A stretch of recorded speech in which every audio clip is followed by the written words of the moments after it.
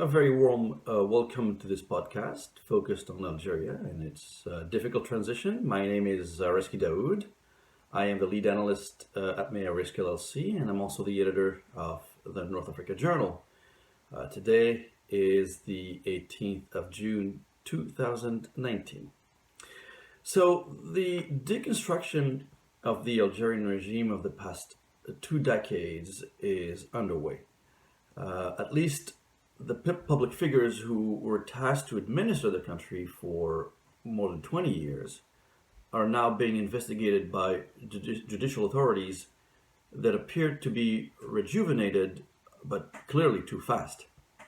The arrests under detention warrant rules of two former prime ministers, namely Ahmedou Yahya and Abdelmalek Sellal, as well as many other senior political and business figures, did not come as a surprise.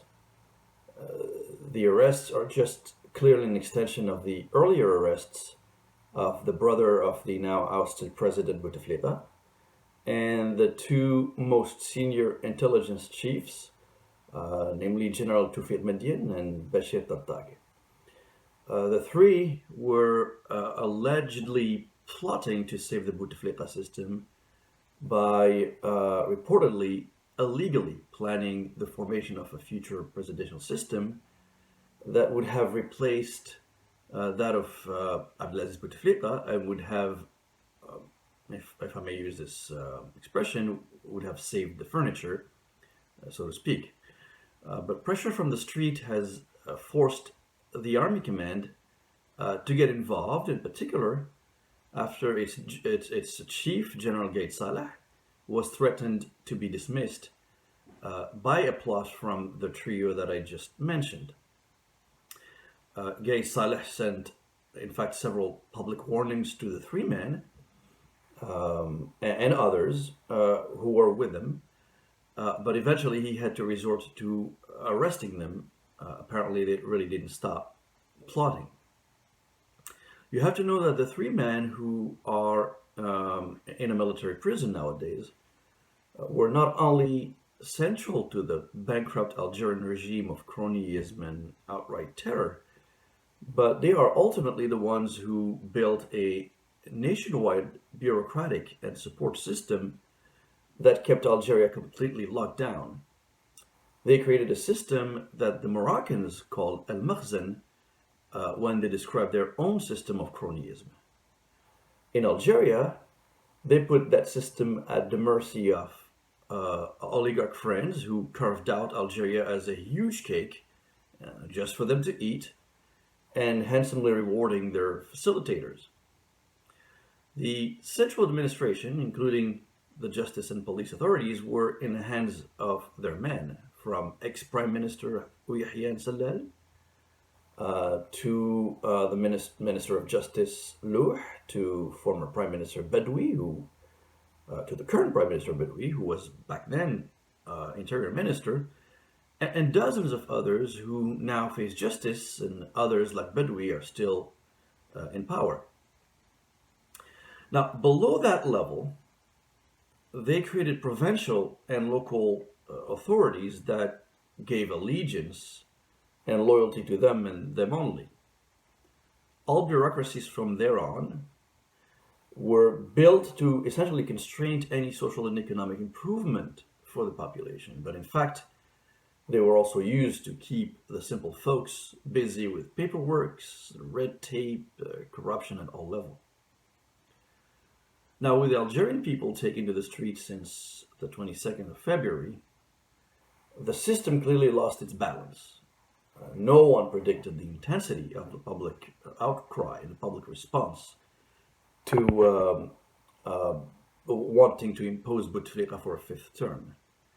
Risk, we knew that 2019 was going to be a major year for Algeria, specifically because the country's leaders, chief of whom was Prime Minister Yahya, promised the removal of subsidies as the country was about to lose all of its foreign currency reserves. All of that was taking place inside a very complex, broken economy, and on top of this, it was going to take place in an election year.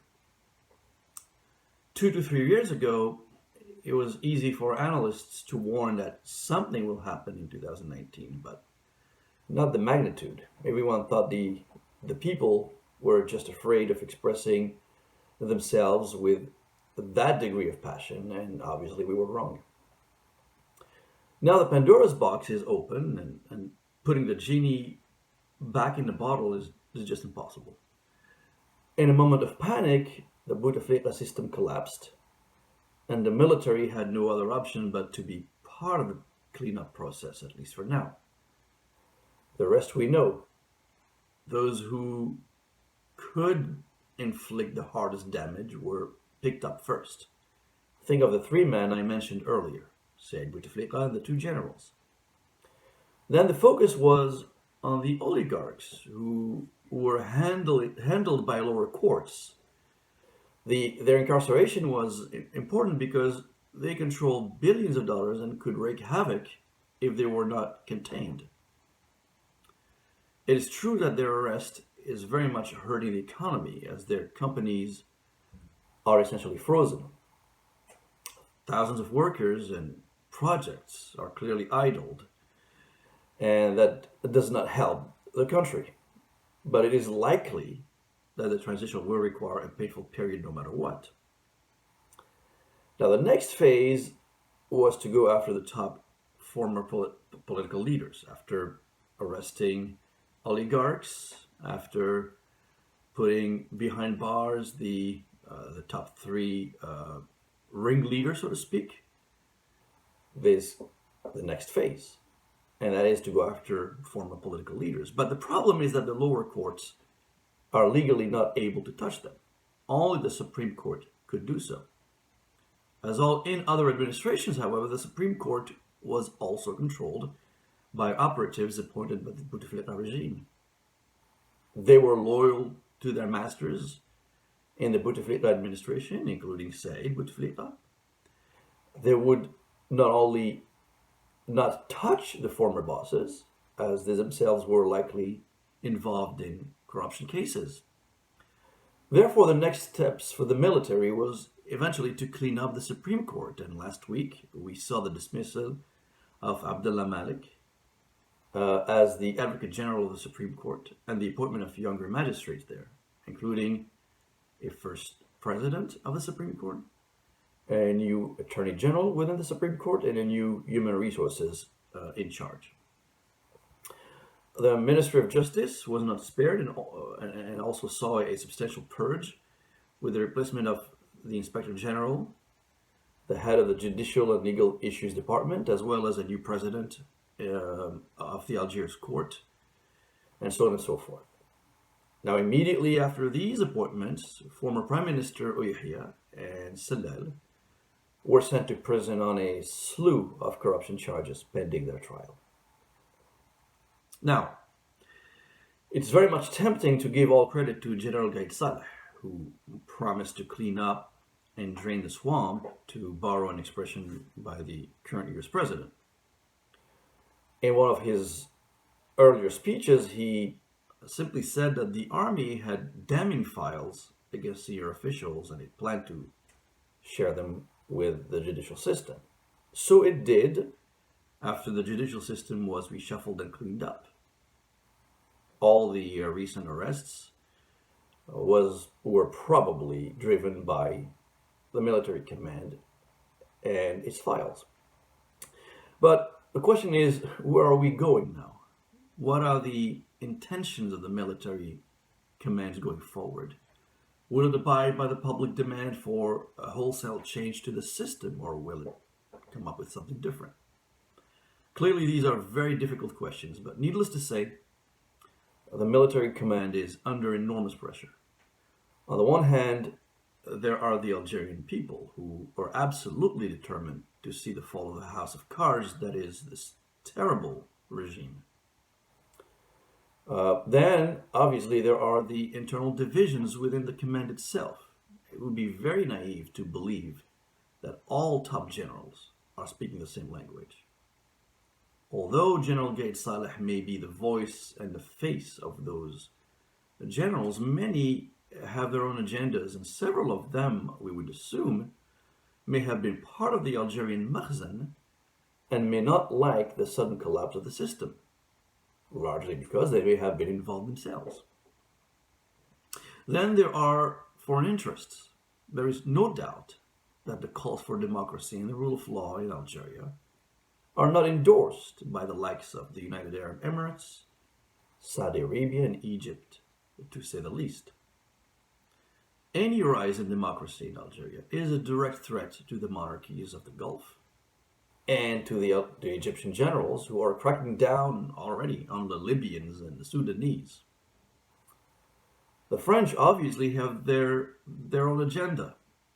A politically and economically independent Algeria can become a problem for the French image of a power in control of the region.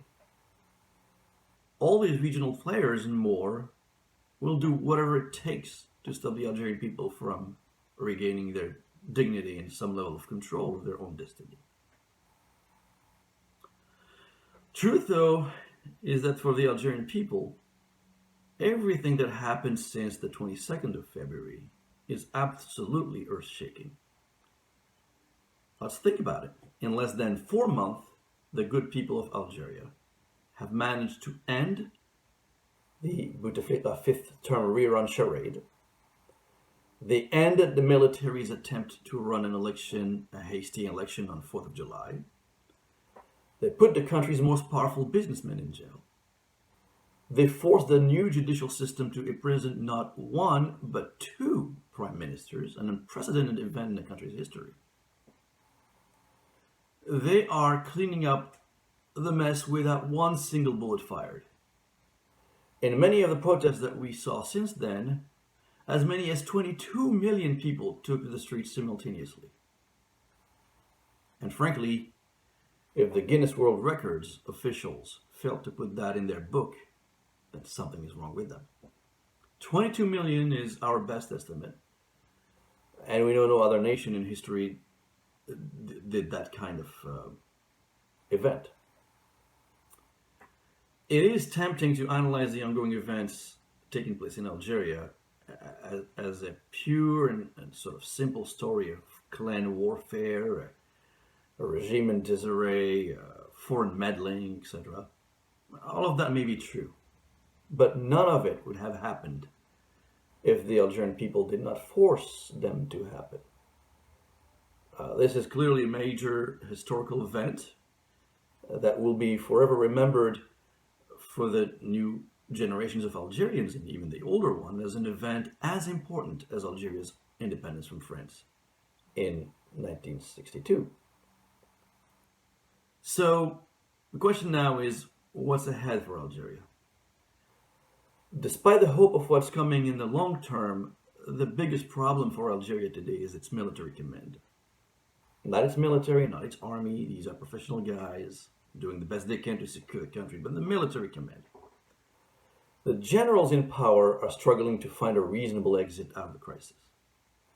The proof of that is that General Gaid Saleh is reported to be changing his aides every 2 to 3 weeks or so.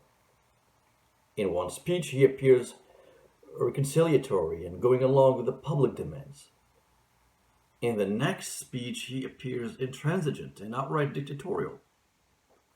These speeches, obviously written by different people with different agendas, are hints, clear hints of deep divisions within the clan of, let's say, 20 or so generals who control the military command.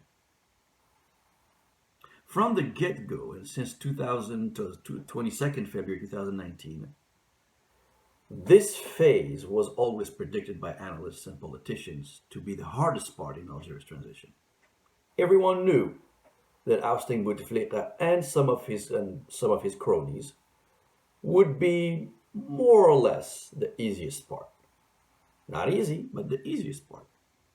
But what came after that would be an intense struggle, and we're seeing it. We're seeing it now. There is a great sense of uncertainty that is fueling tension and stress in the country. Algerian political commentators, opposition figures, mostly siding with the protest movement, are in panic mode these days. The generals' stalling and delaying tactics are considered as, for them, are considered as proof that the dreadful system of corruption is still trying to drain the energy of the protest movement to regroup and reimpose itself. Then there is also, and equally dangerously, the fate of the economy, which, let's be frank, is simply collapsing with major risk of social explosion in the coming months if nothing is fixed. Until the generals agree to let the people get their way, at least substantially, Algeria is definitely headed towards a disastrous crash. And with that, thank you for listening.